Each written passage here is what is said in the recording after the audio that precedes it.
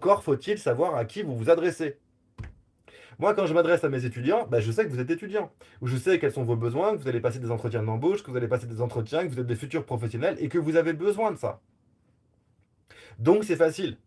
Et en plus, vous êtes jeune, donc ça me permet de raconter pas mal de conneries, d'être assez détente.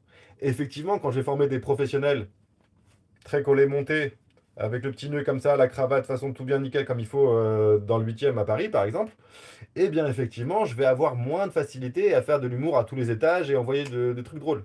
Bon, en général, comme tout le monde, au bout d'une demi-journée, ils se détendent, hein. On rigole, on envoie des blagues et c'est aussi ça qui crée une atmosphère marrante. Parce qu'encore une fois, quand on parle d'émotion, eh ben en fait, ça vise aussi à créer une forme d'ambiance.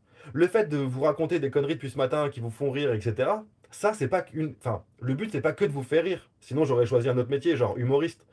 Là, en fait, l'idée, c'est de créer une ambiance qui vous permette de comprendre que c'est OK. Vous pouvez amener des trucs, vous pouvez vous marrer aussi, vous pouvez amener des sujets, alors que parfois, c'est un peu crispé comme situation. Vous comprenez ça? C'est très important de l'avoir en tête. Quand vous créez cette atmosphère-là, vous créez une atmosphère qui est cool pour tout le monde et qui permet à tout le monde d'entendre facilement et tranquillement. Et évidemment, de s'intéresser aux cours, de s'intéresser à ce qu'on raconte, de s'intéresser à la formation et tout. Ça, c'est vraiment important. Donc, et je terminerai là-dessus. Ce que j'aimerais vous amener ici, ce sont les trois piliers de la rhétorique.